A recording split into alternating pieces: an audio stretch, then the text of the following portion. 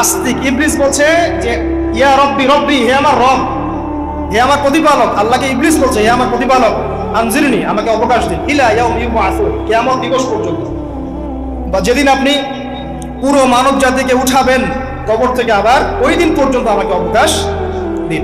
তার মানে কিয়ামত যে হবে এটা নতুন করে লেখা হয় নাই, সভ্যতা হিস্ট্রি শুরু থেকে কিয়ামত ছিল। কথা বুঝতে পারছেন? ফেরেশতারাও জানতেন যে একদিন মহাবিশ্ব ধ্বংস হয়ে যাবে। যখন পৃথিবীতে মানুষকে পাঠানো হয়নি তার আগেই ফেরেশতারা জানতেন, আল্লাহ পাকের ইলমে ছিল এবং তিনি এটা ফয়সালা করে দিয়েছিলেন যে একদিন এই পুরো মহাবিশ্বই ধ্বংস হয়ে যাবে। ইবলিস আগে থেকে জানতো যে কিয়ামত হবে, এই জন্য সে বলছে আমাকে কিয়ামত পর্যন্ত অবকাশ দিন। আল্লাহ পাক এবার কি বলছেন দেখেন, ইবলিস আল্লাহর কাছে চাইলো, আল্লাহ পাক তাও তাকে ফেরত দিলেন না। আর আমরা আল্লাহর কাছে চাইতে এখন হতাশা হয়ে যায় না, দোয়া করতে থাকি আর বলি যে আমার দোয়া তো কবুল হচ্ছে না। আর ইবলিস একটা জিনিস চাইলো, আল্লাহ পাক বললেন ক্বালা ইন্নাকা মিনাল মুনজারিন, যাও তুমি অবকাশ প্রাপ্তদের একজন, তোমাকে অবকাশ দেয়া হলো। এক কথায় তোমার দোয়া কবুল করা হয়েছে, তোমার অবকাশ তোমাকে দেয়া হলো, কারণ আল্লাহ পাক এটা পরীক্ষা করবেন ইবলিসকে দিয়ে, মানব জাতিকে। ক্বালা, এবার ইবলিসের চ্যালেঞ্জ শোনেন, এটাই আমাদের আজকের লেকচারের মূল পয়েন্ট। এই জায়গা থেকে ইবলিস চ্যালেঞ্জ করছে। কি চ্যালেঞ্জ করছে? ফাবিমা আগওয়াইতানি, হে আল্লাহ আপনি যে কারণে আমাকে বিচ্যুত করলেন, আমি আমার যে কৃতকর্মের কারণে আপনার রহমত থেকে বঞ্চিত হয়ে গেলাম, ঠিক আছে, আমি সেই আদমের এবং আদমের সন্তানের সরল পথে ওত পেতে বসে থাকি। কথাটা ভালো করে বোঝেন। ইবলিস চ্যালেঞ্জ করলো কাকে? আল্লাহকে। যে কারণে আল্লাহ আপনি আমাকে বহিষ্কার করলেন, এখন আমি কি করব? আমি এই আদম সন্তানের সরল পথে, আপনাকে পাওয়ার এই পথে, পথের আনাচে কানাচে আমি ওত পেতে বসে থাকবো। কি জন্য বসে থাকবো? যাতে করে আমি আদম সন্তানকে বিচ্যুত করতে পারি। শুধু তাই নয়, সে আরো বলছে সুম্মা লাআতিয়ান্নাহুম, আমি শুধু বসেই থাকবো না, আমি আদম সন্তানের কাছে আসবো। মিন বাইনি আইদিহিম, তার সামন থেকে আসবো, ওয়া মিন খালফিহিম, আদম সন্তানের পিছন থেকে আসবো, ওয়া আন আইমানিহিম, তার ডান দিক থেকে আসবো, ওয়া আন শামাইলিহিম, তার বাম দিক থেকে আসবো। ওয়ালা তাজিদু আকসারাহুম শাকিরিন, আল্লাহ পাক আপনি তাদের বেশিরভাগকেই শুকরগুজার পাবেন না। কথা কি ক্লিয়ার না? খুব সমস্যা। ইবলিস কি চ্যালেঞ্জ করলো? আমি শুধু বসেই থাকবো না, ডান দিক থেকে আসবো, বাম দিক থেকে আসবো, সামন থেকে আসবো, পিছন থেকে আসবো, আমি আদম সন্তানকে পথভ্রষ্ট করেই ছাড়বো, আপনি আদম সন্তানের বেশিরভাগকে পথভ্রষ্ট পাবেন। ইবলিসের কথা কি বাস্তব প্রতিফলন দেখা যায় এখন সমাজে? বেশিরভাগ মানুষ নামাজ পড়ে না পড়ে না? বেশিরভাগ মানুষ সুদ খায় না খায় না? বেশিরভাগ যুব সমাজ জেনা করতেছে না করতেছে না? বেশিরভাগ লোক মাদক খাচ্ছে না খাচ্ছে না? পৃথিবীর কোনো জায়গায় আল্লাহর বিধান আছে কি নাই? দুই একটা জায়গায় আছে আই ওয়াশ, শোডাউন। বেশিরভাগ নারী পর্দায় চলে না চলে না? বেশিরভাগ মানুষ রোজা রাখে না রাখে না? বেশিরভাগ মানুষ যাকাত দেয় কি দেয় না? তাহলে ইবলিস যে বললো আপনি বেশিরভাগকেই শুকরগুজার পাবেন না। বেশিরভাগ মানুষ পরকালের সাথে কাজ করে না দুনিয়ার সাথে কাজ করে? কতজন মানুষ আল্লাহ পাকের দ্বীনটাকে প্রচার প্রসার প্রতিষ্ঠার কথা বলে বা কোরআন সুন্নাহর কথাগুলো মেনে চলে? কতজন মানুষ? বেশিরভাগ লোক মেনে চলে। তাহলে ইবলিস কি সফল না ব্যর্থ? ইবলিসের চ্যালেঞ্জ কি সফল না ব্যর্থ? ইবলিসের কথা সে কিন্তু অক্ষরে অক্ষরে পালন করেছে। আর ইবলিসকে আল্লাহ পাক কেন পৃথিবীতে নিয়েছেন? আমাদেরকে পরীক্ষা করার জন্য, যেন আমরা এই সর্বপথ থেকে বিচ্যুত না হই। সামনে যান, আরো গভীর কথা আছে। আল্লাহ পাক বলছেন এখান থেকে বের হয়ে যাও, মাযউমান মাদহুরা, একদম অপদস্থ লাঞ্ছিত হয়ে এখান থেকে বের হয়ে যাও। লামান তাবিআকা মিনহুম, তুমি তো চ্যালেঞ্জ করলা আমাকে, ঠিক আছে, কিন্তু যে ব্যক্তি যেই তোমার অনুসরণ করবে, আল্লাহ পাকের কথা শুনেন, যেই তোমার অনুসরণ করবে, লাআমলাআন্না জাহান্নামা মিনকুম আজমাইন, যে পুরুষ বা নারী যেই হোক না কেন, যে আদম সন্তান ইবলিস তোমার অনুসরণ করবে, তোমার পথ ধরবে, আমি তোমাকে সহ এদের সবাইকে দিয়ে জাহান্নাম পূর্ণ করব। আল্লাহর কিচ্ছু যায় আসে না। আল্লাহ পাক যদি এই পুরো পৃথিবীটাকেও জাহান্নামে নিক্ষেপ করেন অবাধ্যতার কারণে, আল্লাহ পাকের কিছু যায় আসে? ওই যে আপনাদের এখানে নদী আছে না, কি বালাসী ঘাট, এখানে চর আছে না? চরের মধ্যে একটা বালুর কণার কি দাম আছে বলেন তো? একটা বালুর কণার কোন দাম আছে? এই পুরো মহাবিশ্বে পৃথিবীর অবস্থান এর চেয়েও কম। তো পুরো পৃথিবীর মানুষ যদি আল্লাহর অবাধ্য হয়, আল্লাহ পাক যদি পুরো দুনিয়াটাকে ধ্বংস করে দেন, জাহান্নামে নিক্ষেপ করেন, আল্লাহ পাকের কিছু যায় আসবে কিনা? এবার আসেন, এখান থেকে আমরা বুঝতে পারলাম যে ইবলিস একটা তৃতীয় সত্তা। আল্লাহ পাক আদম আলাইহিস সালামকে সৃষ্টি করলেন, নাম শিক্ষা দিলেন, সেজদা করালেন, ইবলিসকে সেজদা করতে বললেন, সে করলো। সে চ্যালেঞ্জ করলো উল্টা যে আমি ওর চেয়ে উত্তম, আপনি ভুল, আমি সঠিক। সে অহংকার করলো এবং একই সাথে সে আদমকে পথভ্রষ্ট করার চ্যালেঞ্জও করে বসল। আল্লাহ পাক ঘোষণা করলেন, যদি কোনো আদম সন্তান তোমাকে ফলো করে, তোমাকে সহ তাকে আমি জাহান্নামে নিক্ষেপ করব। ঠিক আছে, এ পর্যন্ত? এবার সামনে আসেন। এবার আল্লাহ পাক আদমকে বলছেন, কাকে বলছেন? আদম আলাইহিস সালামকে বলছেন, ইয়া আদম, হে আদম। তার আগে আদম আলাইহিস সালামের বুকের পাঁজর থেকে কাকে সৃষ্টি করেছেন? হাওয়া আলাইহিস সালাম, সভ্যতার ইতিহাসের প্রথম নারী এবং ইতিহাসের সবচেয়ে সুন্দরী রমণী কে? হাওয়া আলাইহিস সালাম। আরেকজন আছেন সবচেয়ে সুন্দরী রমণী, কে? কে বলতে পারবেন? জি না, 100 টাকা পুরস্কার বলেন। হ্যাঁ, নাম কি? মাশাআল্লাহ, ওই ওকে পুরস্কার দিও। কি নাম তোমার? মাশাআল্লাহ, মাশাআল্লাহ। দ্বিতীয় সুন্দরী রমণী, দুজন রমণীকে বলা হয় পৃথিবীর সবচেয়ে সুন্দরী রমণী। আপনি যাদেরকে দেখে সিডিউস হচ্ছেন, যদিও এদেরকে দেখে সিডিউস হওয়ার কিছু নাই, কারণ এরা তো সুন্দর না, কোনো দিক থেকে সুন্দর না, না পোশাকের দিক থেকে, না চেহারার দিক থেকে, না ফিজিক্যাল স্ট্রাকচারের দিক থেকে। এদেরকে দেখে তো পাগলও সিডিউস হবে। তো আদম আলাইহিস সালাম এবং আদম আলাইহিস সালামের স্ত্রী হাওয়া আলাইহিস সালাম এবং সারা আলাইহিস সালাম ইতিহাসের সবচেয়ে সুন্দর রমণী। ইতিহাসের সবচেয়ে সুন্দর রমণী কাদের স্ত্রী ছিলেন? নবীদের অন্য কারো? এই জন্যই বলি, আপনি যদি পবিত্র থাকেন, আল্লাহওয়ালা মানুষ হন, ইনশাআল্লাহ তাআলা আল্লাহ পাক আপনার ঘরে একজন নেককার পুণ্যবতী সুশ্রী স্ত্রী দান করবেন। আপনি যদি এইসব অশ্লীলতার গোলক ধাঁধায় পড়ে নিজের ঈমান হারিয়ে ফেলেন, চরিত্র হারিয়ে ফেলেন, সম্ভাবনা খুবই কম যে আপনি একজন দিনদার মেয়ে পাবেন। বরং আপনি এমন কাউকেই পেতে পারেন যে আপনার মতোই। ঠিক আছে, দেখবেন যে আপনি 10 ঘাটের পানি খেয়ে আসছেন, ও দেখবেন 12 ঘাটের পানি খেয়ে আসছে। আল্লাহ পাক আমাদের যুব সমাজকে হেফাজত করুন, আমিন। আল্লাহ পাক এবার আদম আলাইহিস সালামকে বলছেন, ইয়া আদম, হে আদম, উসকুন আনতা ওয়া যাওজুকাল জান্নাহ। আদম শোনো, তুমি এবং তোমার স্ত্রী দুইজন এখন জান্নাতে থাকো। কোথায় থাকো? জান্নাতে থাকো। ওয়া কুলা মিন হাইসু শি'তুমা, যেখানে ইচ্ছা সেখান থেকে খাবার খাও।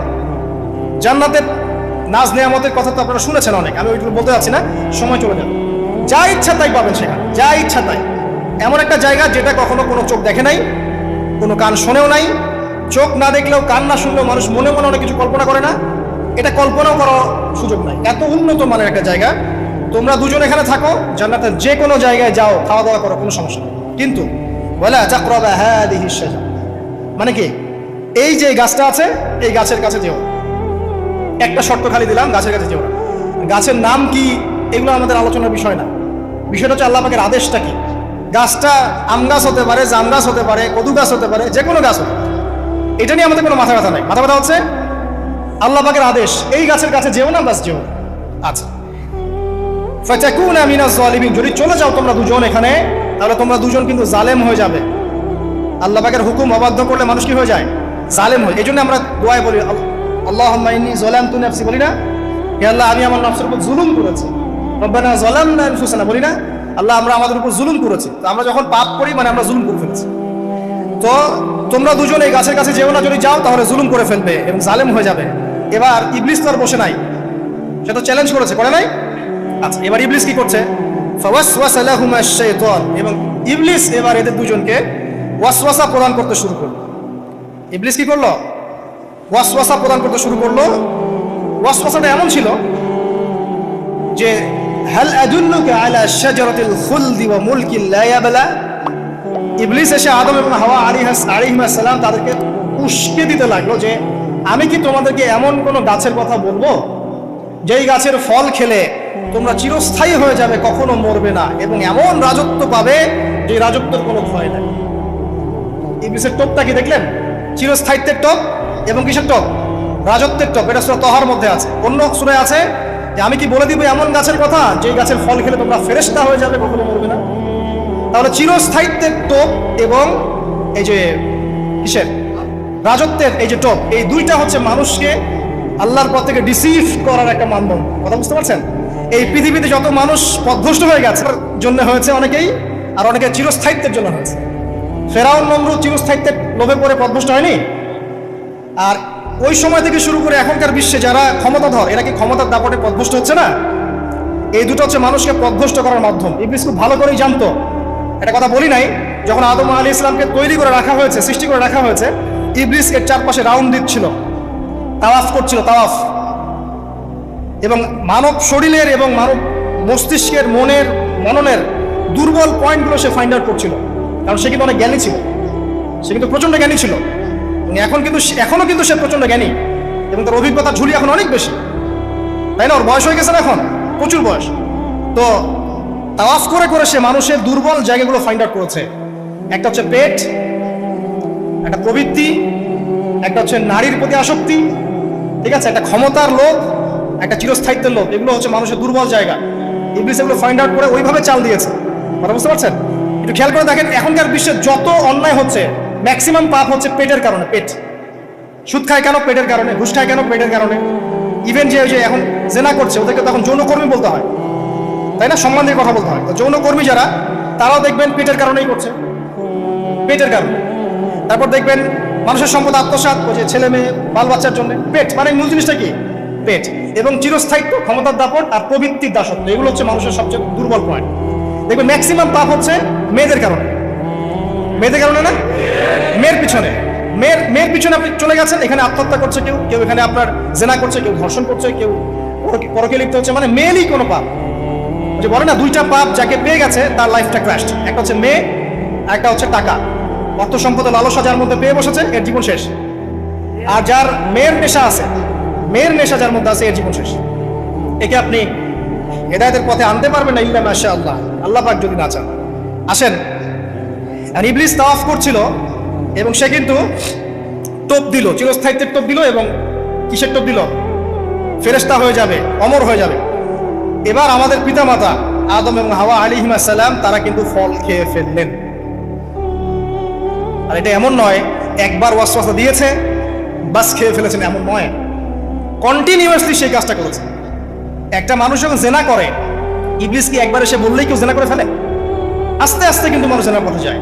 ওই যে প্রথমে একদিন, অনেক দিন একটা লেকচার দিয়েছিলাম না, প্রথমে গার্লফ্রেন্ড বয়ফ্রেন্ড একটা সম্পর্ক হয়, তাই না? তারপর কথাবার্তা হয়, মোবাইল ফোন এক্সচেঞ্জ করে, নোট এক্সচেঞ্জ করে, কফি খায়, আস্তে আস্তে ডেটিংয়ে যায়, পরে দেখবেন এক পর্যায়ে গিয়ে জেনা। এভাবে।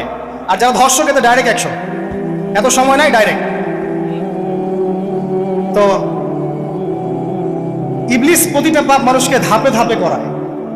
দেখবেন ইবলিস এখানেও কিন্তু আমাদের পিতামাতাকে ধাপে ধাপে ওইদিকে নিয়ে গিয়েছে। এবার আসেন, আমাদের পিতামাতা ফল খেয়ে ফেললেন, এই জায়গাটা খুব ভালো করে বোঝেন। এই ফল খাওয়াটা আল্লাহর অবাধ্যতা না? আল্লাহ বলেছিলেন না যে জালেম হয়ে যাবে?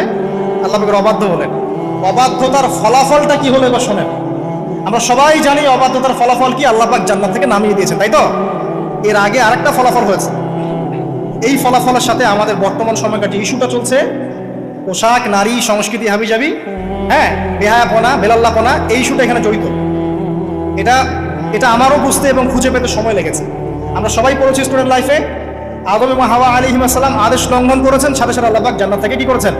নামিয়ে দিয়েছেন। ইবলিসকেও নামিয়ে দিয়েছেন, তারপরে হায়াত দিয়েছেন, এখানে পরীক্ষা করছেন, এই তো? এখানে আল্লাহ পাক দেখবেন আমাদের আমল কেমন, আমল ভালো হলে আবার জান্নাতে, খারাপ হলে আবার জান্নাত। কিন্তু এর আগেও একটা ঘটনা ঘটেছে। যে মুহূর্তে আমাদের পিতামাতা ফল খেয়েছেন, গাছের কাছে গিয়েছেন, আল্লাহ পাকের আদেশটা লঙ্ঘন করেছেন, সাথে সাথে তাদের গায়ের পোশাকটা খুলে পড়ে গেছে। আমি বুঝাতে পারি নাই?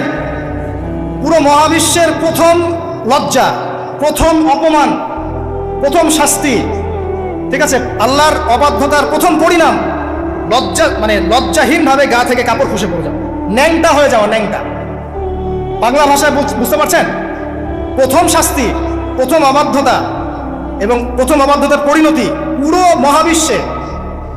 মহাবিশ্বে সভ্যতার শুরু থেকে শেষ পর্যন্ত প্রথম অ্যাক্সিডেন্ট, বা এই যে আমরা বলছি পরিণতি, পাপের পরিণতি, অবাধ্যতার পরিণতি, সেটা হলো গা থেকে কাপড় খুলে যাওয়া। এই কথা আল্লাহ পাক বলছেন এখানে, লিয়ুবদি লাহুমা মা উরিয়া আনহুমা মিন সাওয়াতিহিমা। ইবলিস তোমাদের পিতামাতাকে এই গাছের কাছে নিয়ে গিয়ে ফল খাইয়ে তাদের গা থেকে পোশাক খুলে ফেলে দিয়েছে। এবার কি বুঝতে পারছেন ইবলিস এখন বিশ্বে কি করছে? ইবলিস সেম কাজটা করছে আমাদের সাথে, আমাদের গা থেকে তারা পোশাক খুলে ফেলে দিচ্ছে। সভ্যতার শুরুর পাপ বলছি না আমরা, এটা আসলে ভুল। সভ্যতার শুরুতে আদম এবং হাওয়া আলাইহিস সালাম যে ভুলটা করেছেন, তার যে পরিণতি হয়েছে সেটা এটা ছিল না যে জান্নাত থেকে পৃথিবীতে নামিয়ে দেয়া, এবং পরিণতি এটা ছিল তাদের গা থেকে প্রথম কাপড় খুলে গেছে, তারা নগ্ন হয়ে গেছে।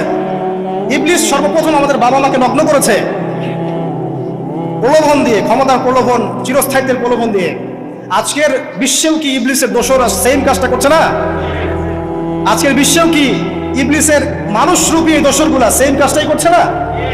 সেম কাজটা করছে। আমাদের গা থেকে ওরা পোশাক খুলে ফেলছে, এরপর আল্লাহ পাক জান্নাত থেকে নামিয়ে দিয়েছে। আগে কিন্তু এটা হয়নি, আগে পোশাক খুলেছে। এরপর কি হয়েছে জানেন? শোনেন, আল্লাহ পাক ওয়াকালা মা নাহাকুমা রাব্বুকুমা আন হাযিহি আশ-শাজারা ইল্লা আন তাকুনা মালাকাইন আও তাকুনা মিনাল খালিদিন। ইবলিস বলছিল যে তোমাদের রব তোমাদেরকে এই গাছের কাছে যেতে নিষেধ করেছে এই কারণে যে তোমরা এখানে গেলে মালাক হয়ে যাবে এবং চিরস্থায়ী হয়ে যাবে। ওয়াকাসামাহুমা ইন্নী লাকুমা লামিনান নাসিহিন। ইবলিস বলছিল যে আমি আল্লাহর কসম করে বলছি আমি তোমাদের শুভাকাঙ্ক্ষী। ফাদাল্লাহুমা বিগুরুর, ওদেরকে তারা পথভ্রষ্ট করলো, ইবলিস তাদেরকে পথভ্রষ্ট করলো। ফালাম্মা যাকাশ শাজারা, যখন তারা গাছের কাছে গেলেন, বাদাত লাহুমা সাওআতুহুমা, তাদের লজ্জাস্থানটা উন্মুক্ত হয়ে গেল, কাপড় খুলে পড়ে গেল। এটাই বলতে যাচ্ছিলাম। ওয়াতাফিকা ইয়াখসিফানি আলাইহিমা মিন ওয়ারাকিল জান্নাহ, এবং আদম এবং হাওয়া আলাইহিস সালাম জান্নাতের গাছের পাতা ছিঁড়তে লাগলেন এবং সেই পাতা দিয়ে লজ্জাস্থান ঢাকতে লাগলেন। আপনার বাবা আপনার মাকে যদি কেউ রাস্তায় নগ্ন করে ফেলে আপনার কেমন লাগবে? আপনি কি করবেন তার ইজ্জত সম্মান বাঁচানোর জন্য?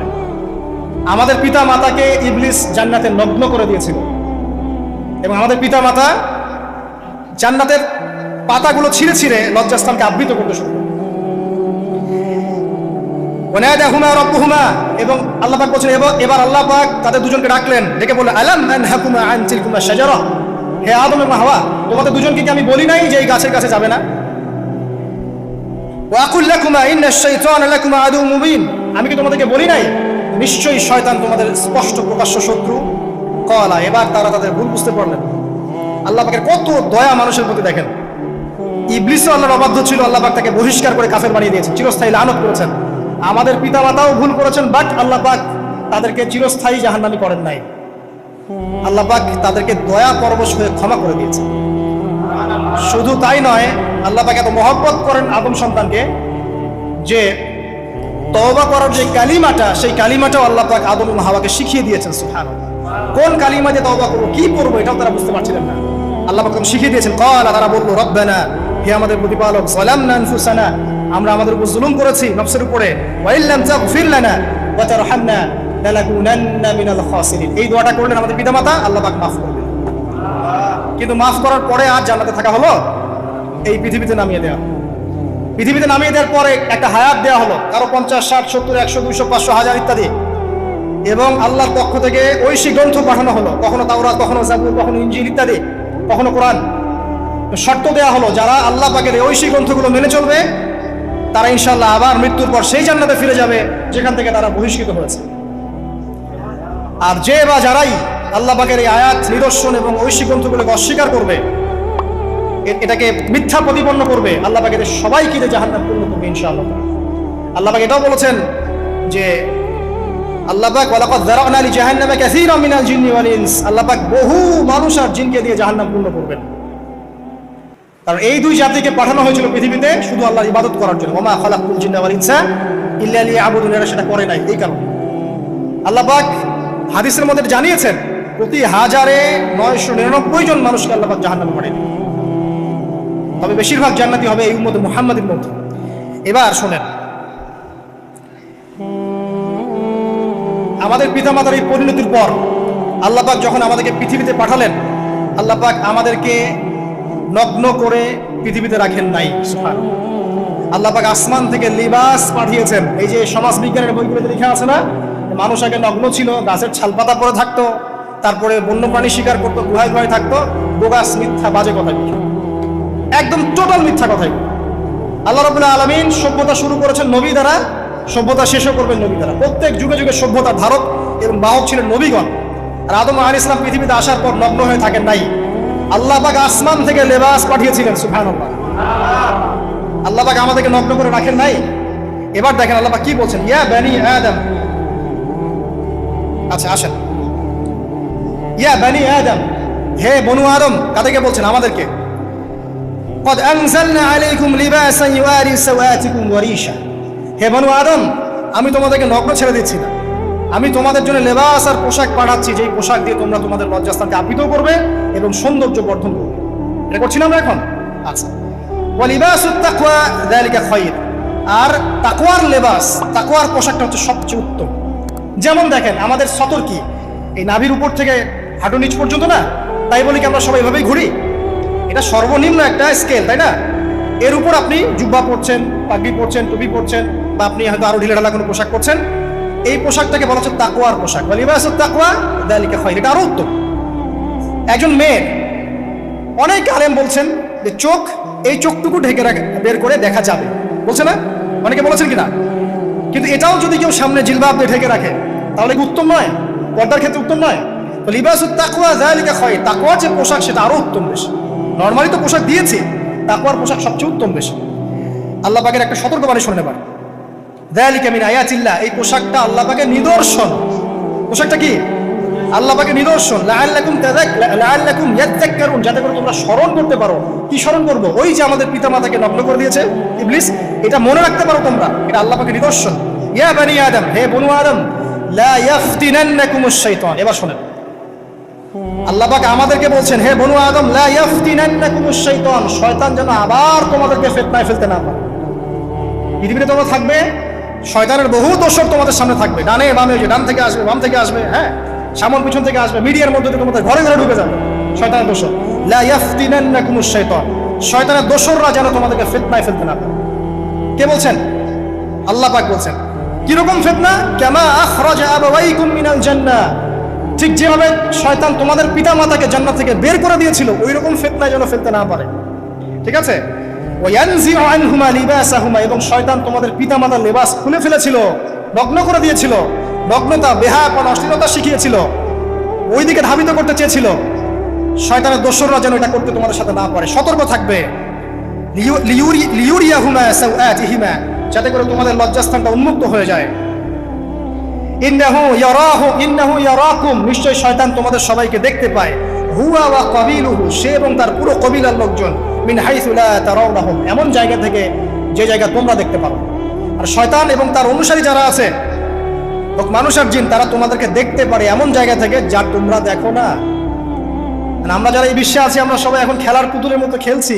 যারা নিয়ন্ত্রণ করে বিশ্ব, এদেরকে কেউ দেখতে পারে না, এরা মানুষ শয়তান। কথা বুঝতে পারছেন? আর এমনি জিন শয়তান যারা আছে, এদেরকে তো আমরা দেখতে পারি না, অনেক দূর থেকে তারা আমাদেরকে দেখতে পারে। আল্লাহ পাক সতর্ক করছেন এটা। ইন্না জাআলনা আশ-শায়াতিনা আউলিয়া লিল্লাযিনা লা ইউমিনুন, শোনেন, নিশ্চয়ই যারা আমার প্রতি ঈমান আনে না বা আমার অবাধ্য হয়, আমার আদেশ মানে না, তাদের সাথে আমি শয়তানকে বন্ধু বানিয়ে দিয়েছি। এবার বুঝলেন কেন বললাম এরা মানুষ শয়তান? বিকজ এদেরকে আল্লাহ পাক শয়তানের বন্ধু বানিয়ে দিয়েছেন। এটা শয়তানের বন্ধু। অন্য সূরায় আছে, শয়তান, জিন শয়তান মানুষ শয়তানকে ওহী করে। জিন শয়তান মানুষ শয়তানের মাথায় এসব বুদ্ধি ঢালে। শয়তানি বুদ্ধিগুলো শয়তান মানুষের মাথায় ঢালে, মানে মানুষ মাথাটা আগে সে রিড করেছে কাকে কোন দিক দিয়ে রিসিভ করা যাবে। ঠিক আছে? আচ্ছা, এরপরে আরো আল্লাহ পাক বলছে, ওয়াইদা ফাআলু ফাহিশাতান, তারা যখন কোনো ফাহিশা কাজ করে, নোংরা বেহায়ার মতো কাজ করে, ক্বালু, তারা বলে, ওয়াজাদনা আলাইহি আবানা, এরকম করেই আমরা আমাদের পিতা মাতাদেরকে পেয়েছি। মানে যুগ যুগ ধরে এই সংস্কৃতি চলে আসছে, নগ্নতার সংস্কৃতি, বলে না? কথা বুঝতে পারছেন না? এই কথাই তারা বলে, যেটা কোরআনে আছে।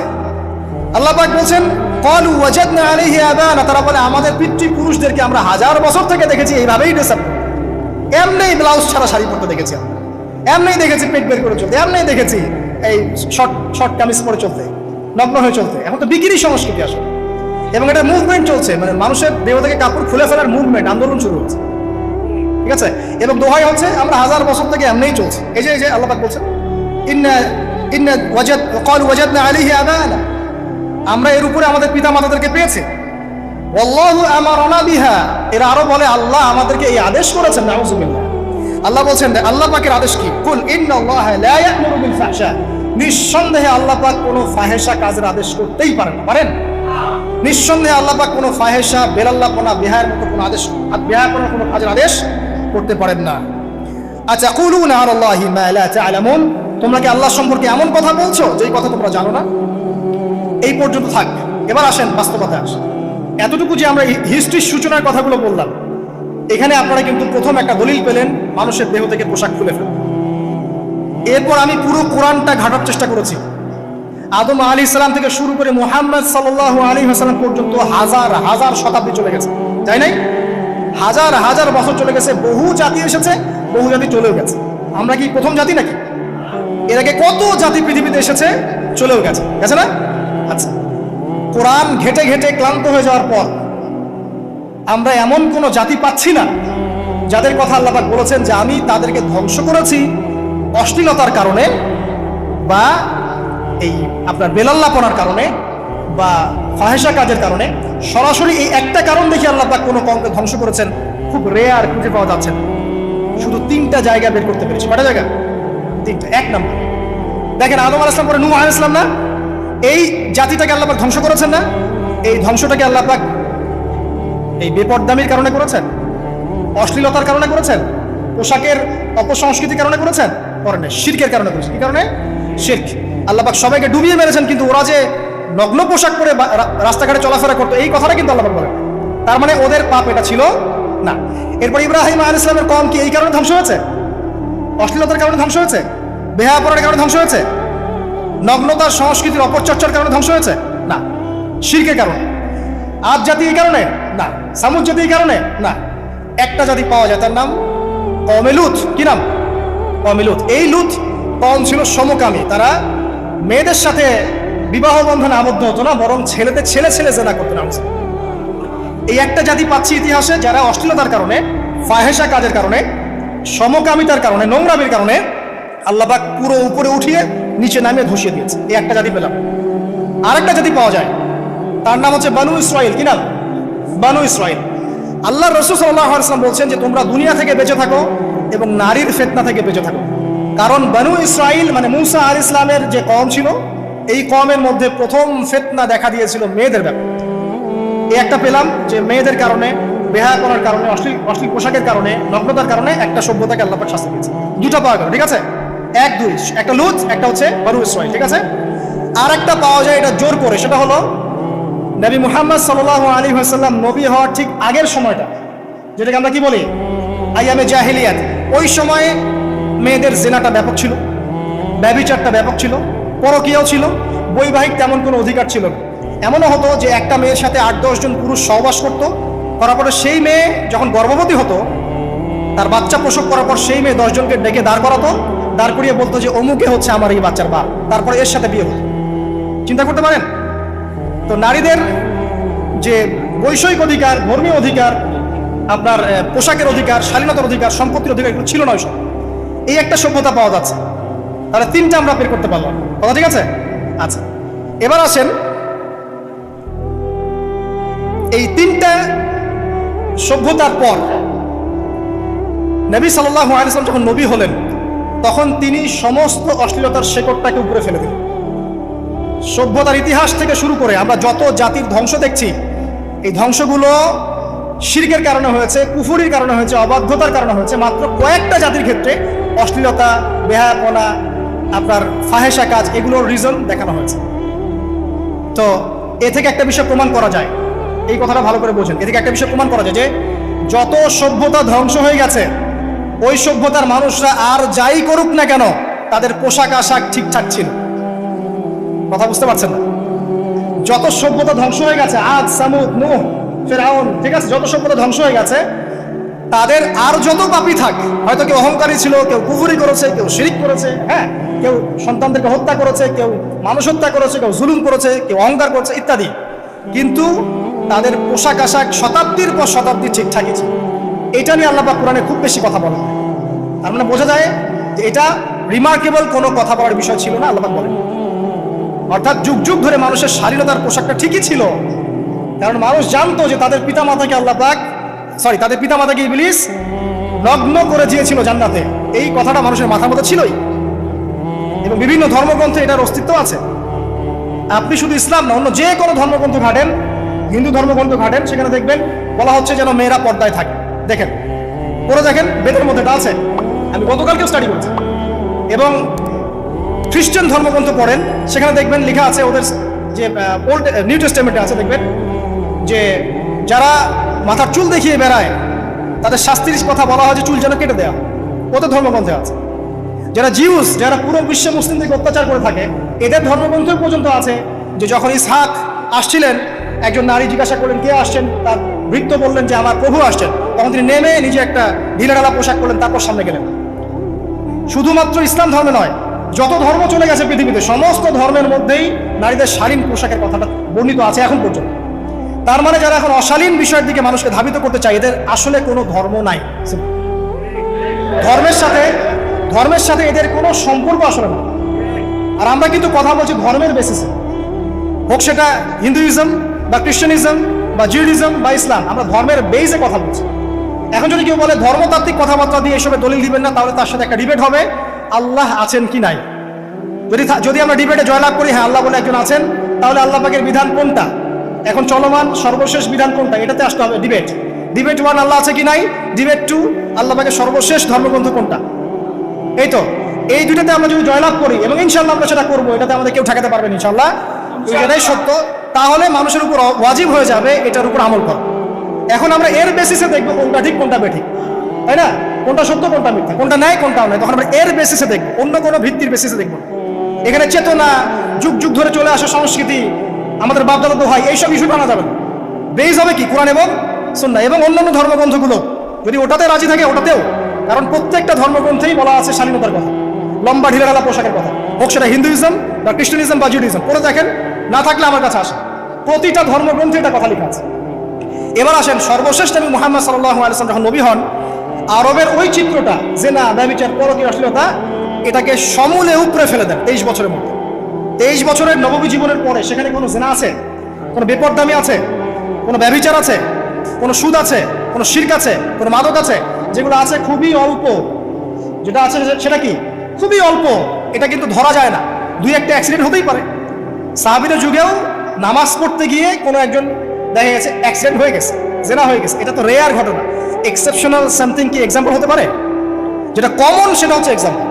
মানে আপনি বলবেন যে মেয়েদের শালীনতার কথা এবং এর কারণে ধর্ষণের সংখ্যা বৃদ্ধি হচ্ছে, কথা আপনি যখন বলবেন, কিছু মানুষ আপনাকে বলবে যে তাহলে বোরখাওয়ালা মেয়ে কেন ধর্ষণ হচ্ছে, তাহলে বাচ্চা কেন ধর্ষণ হচ্ছে। আপনাকে বলছি পরিসংখ্যানটা কতটুকু, কেন হচ্ছে সেটা আমরা জবাব দিব, আগে বলছি পরিসংখ্যান কতটুকু। যারা বেপরদায় চলছে এদের হ্যারাসমেন্টের পরিসংখ্যানটা বেশি না বোরখাওয়ালা মেয়ের পরিসংখ্যানটা বেশি? বলেন। যারা বেহায়ার মতো চলছে, বেপরদায় চলছে, এদের পরিসংখ্যানটা বেশি নাকি শিশু অ্যাবিউজিং এর পরিসংখ্যানটা বেশি? তাহলে মূল যে জায়গাটা ওইখানে আগে ফোকাস করতে হবে, তারপরে আমরা গৌণ জায়গায় যাব।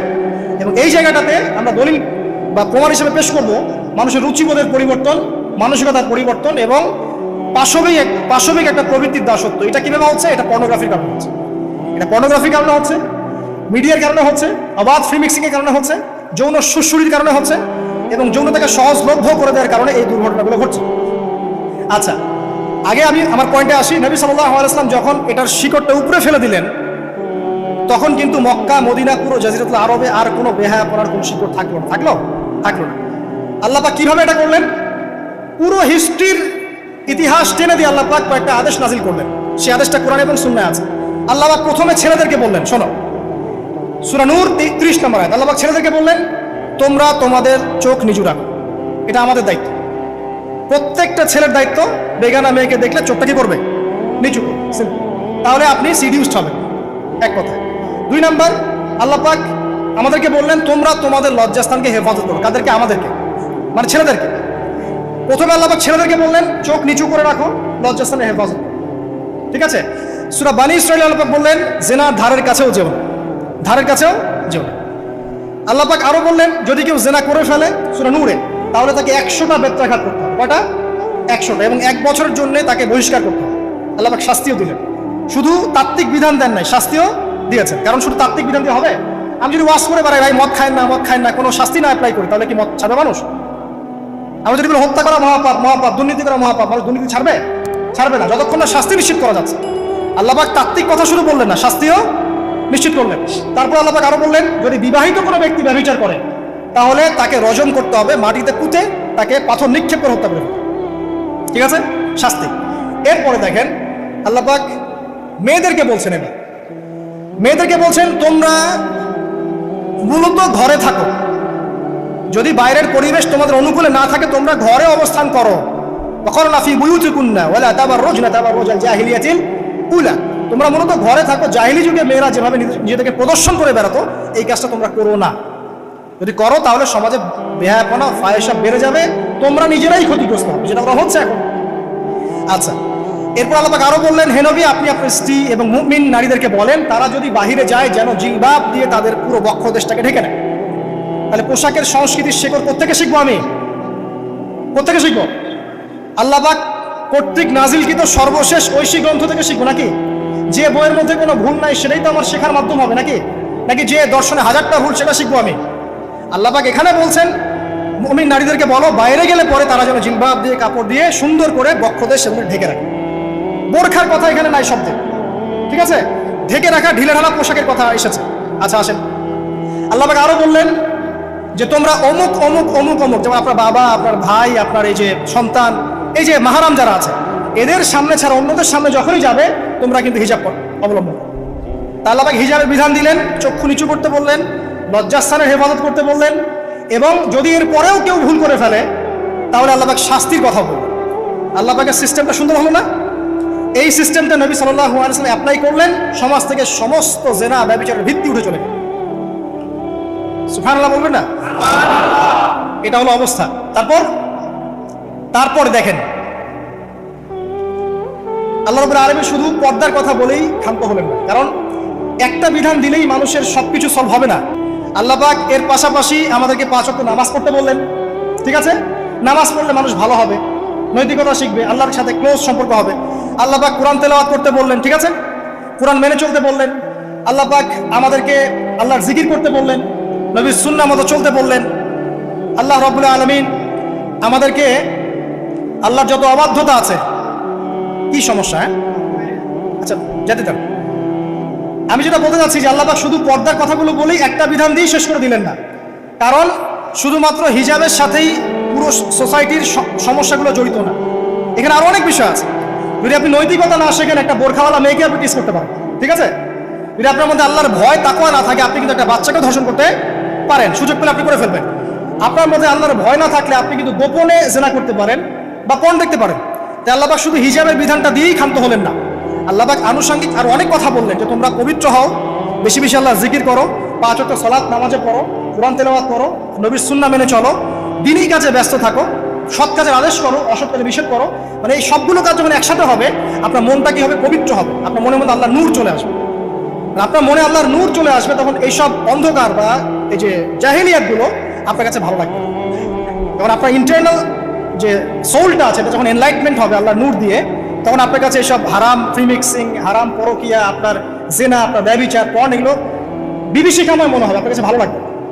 আল্লাহ পাক অন্তর জগৎটা পরিবর্তন করার জন্য আমাদেরকে এই সিস্টেমগুলো দিলেন। শুধু হিজাবই করবে দিস ইজ নট নেসেসারি, এর সাথে আরো অনেক বিষয় থাকবে, নামাজ, রোজা, হজ, যাকাত, হ্যাঁ, হজ, উমরা, তাসকিয়া, জিকির, আজকার, কোরআন তেলাওয়াত, আমর বিল মারুফ, নাহি আনিল মুনকার, সব একত্রিত হবে, আবার হিজাবও চলবে। এরপরে যদি কেউ সীমা লঙ্ঘন করে শাস্তিও আছে। পুরো সিস্টেমটা সুন্দর না? এই সিস্টেমটা যখন আল্লাহ পাক তার রাসূল মুহাম্মদ সাল্লাল্লাহু আলাইহি ওয়াসাল্লামের মাধ্যমে লঞ্চ করলেন আরবের মধ্যে, আরবে না কোনো জেনা থাকলো, না কোনো ব্যভিচার, না কোনো মাদক, না কোনো পর্ন, না কোনো এই যে নারীর অবমাননা, কিছুই থাকবে। একটা মেয়ে 300 মাইল দূর থেকে এসে একা হজ করে চলে যায়, তো কেউ তার দিকে তাকাবে, এমন যুগ চলে গেছে। মহিলা সাহাবী রণকৌশল মানে যুদ্ধের বর্ণ করে উহুদে যুদ্ধ করেছেন, কেউ তার দিকে তাকায়নি, তাকিয়েছে? তাকায়নি। এখন ওই যুগটা আপনি দেখেন, রাসূল সাল্লাল্লাহু আলাইহি ওয়াসাল্লামের যুগ, আবু বকর সিদ্দিক, ওমর ইবনুল খাত্তাব, ওসমান, আলী, এই খুলাফায়ে রাশিদার স্বর্ণ যুগটাকে আপনি দেখেন। ওই যুগে আপনি রেপের হার কত পার্সেন্ট মহিলা রেপ হয়েছে? ওই যুগে কত পার্সেন্ট মেয়ে জেনায় লিপ্ত হয়েছে? ওই যুগে কত পার্সেন্ট ছেলে মেয়ে ধর্ষণ করেছে? ওই যুগে কত পার্সেন্ট নারীর শ্লীলতাহানি হয়েছে? কত পার্সেন্ট নারীকে টিজ করা হয়েছে? কত পার্সেন্ট মেয়েকে মার্ডার করা হয়েছে? কত পার্সেন্ট মেয়েকে যৌতুকের জন্য চাপ দেওয়া হয়েছে? একটু পরিসংখ্যানটা দেখেন আমাদেরকে। সভ্যতা করতে লাফাচ্ছেন। ওই সভ্যতায় যা হয়ে গেছে, নবী সাল্লাল্লাহু আলাইহি ওয়াসাল্লাম থেকে শুরু করে খোলাফায়ে রাশিদিন যা হয়েছে, এই পার্সেন্টেজগুলোর সাথে বর্তমান পার্সেন্টেজকে মিলবে? ওই যুগে রেয়ার জেনা 2-1টা হয়েছে, মদ খেয়েছে মানুষ রেয়ার কয়েকজন, মানুষ ব্যভিচার করেছে রেয়ারলি 2-4 জন, 100 বছরে 2-4 জন। ওই যুগে দেখবেন মানুষ পরকীয়ার নামই জানতো না, সমকামিতা কি জিনিস মানুষ জানতোই না, শর্ট পোশাক, বিকিনি সংস্কৃতি কি মানুষ জানতো না, ঠিক আছে? আনকভার ইউ, এই যে মুভমেন্ট চলছে, এগুলোর মানে কি মানুষ জানতো না, জানতো? ওই যুগে কি মুসলিমরা পিছিয়ে ছিল? জ্ঞান বলেন, বিজ্ঞান বলেন, অর্থনীতি বলেন, রাজনীতি বলেন, সমরনীতি বলেন, অস্ত্রশস্ত্র বলেন, কোন সেক্টরে কি মুসলিমরা তখন পিছিয়ে ছিল কিনা? উত্তর দেন, পিছিয়ে ছিল? ছিল না।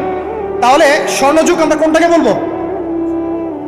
এই বর্তমান দাজ্জালীয় সভ্যতাকে স্বর্ণযুগ বলবো, নাকি খোলাফায়ে রাশেদার এবং নবী সাল্লাল্লাহু আলাইহি ওয়াসাল্লাম রেখে যাওয়া যুগটাকে স্বর্ণযুগ বলবো?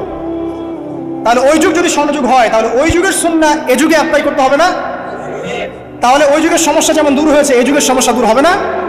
এই সহজ বাংলা কথাটা বললে কি আমরা মৌলবাদী হয়ে যাব? এই সহজ বাংলা কথা বুঝতে গিয়ে কি আমি ধর্মান্ধ হয়ে যাব, ব্যাকডেটেড হয়ে যাব? এই কথাটা আমরা বলতে এখন সাহস পাই না। কি কারণ? সভ্যতার ইতিহাস ঘেটে দেখেন, ওই সভ্যতাই ছিল জ্ঞানে, শিল্পে, অস্ত্রে, প্রযুক্তিতে, অর্থনীতিতে মুসলিমরা একদম স্বর্ণশিখরে। কোন একজন মুসলিমকে হত্যা করার কেউ সাহস করেছিল? একজন মুসলিম নারীকে ধর্ষণ করার কেউ সাহস করেছে? একজন মুসলিম শিশুকে কেউ বোম মেরে হত্যা করেছিল? আজকে বিশ্বের দিকে আপনি তাকিয়ে দেখেন, শত শত নারী ধর্ষিত হচ্ছে, শত শত বোমা মেরে আমাদের বাচ্চাদেরকে হত্যা করা হচ্ছে, মুসলিমদেরকে পুরো ডমিনেট করা হচ্ছে। আজকে রাজনৈতিক নিয়ন্ত্রণ, অর্থনৈতিক নিয়ন্ত্রণ, পলিটিক্যাল, আপনার সোশ্যাল মিডিয়া, প্রযুক্তি যা যা আছে সব নিয়ন্ত্রণ পশ্চিমাদের হাতে, সমস্ত নিয়ন্ত্রণদের হাতে। এই যে পালাবদল হল সময়ে, এটা কেন হল? বিকজ এক নাম্বার ইস্যু হচ্ছে আমরা কোরআন এবং সুন্নাহ থেকে দূরে সরে আসছি। দুই নাম্বার, আমরা শয়তানের সেই ধোকায় পড়ে গেছে, যে ধোকা থেকে আমরা বেরোতে পারিনি, আল্লাহ পাক সতর্ক থাকতে বলেছিলেন। তিন নাম্বার, আমরা ইলম চর্চা ছেড়ে দিয়েছি। চার নাম্বার, হক কথা বলাও ছেড়ে দিয়েছে। পাঁচ নাম্বার, সৎ কাজের আদেশ, অসৎ কাজের নিষেধ ঠিকঠাক মতো হচ্ছে না। ছয় নাম্বার, দেখেন আমরা জানি যারা আমল ঠিক মতো করছি না। সাত নাম্বার, আমরা বক ধার্মিক হচ্ছে, বক ধার্মিক, খালি নামাজ, রোজা, হজ, যাকাত আর তাসবিহর মধ্যে ইসলাম, বাকি কোনো জায়গায় ইসলাম নাই, কোনো জায়গায় ইসলাম নাই। সমস্যা এগুলা দেখবেন, পরিবারের কাঠামো ভেঙে আছে। আমরা কোরআন সুন্নাহকে হাতে নিয়ে ওয়ার্ল্ডকে চ্যালেঞ্জ করতে পারি নাই, ডিল করতে পারি নাই। এবং পশ্চিমা এবং অন্যান্য সভ্যতার যে নোংরা মতাদর্শগুলো আছে, এগুলোকে ঢালাওভাবে আমরা গ্রহণ করেছি এবং আস্তে আস্তে আস্তে আস্তে পুরো মুসলিম বিশ্বে এগুলো ছড়িয়ে গেছে। এখন আপনি পেপার পত্রিকা খুললে দেখবেন 4টা 5টা 10টা ধর্ষণ, এই মেয়ে রেপ, এই মেয়ে ডাকাতি, ওইখানে হত্যা, এখানে যৌতুক, এখানে অমুক তমুক, সুদ, ঘুষ, জেনা, ব্যভিচার, নিত্য নৈমিত্তিক ব্যাপার। কারো এগুলো নিয়ে কোনো মাথা ব্যথাও নাই, এগুলো খুব সিম্পল সাধারণ ব্যাপার এখন আমাদের কাছে।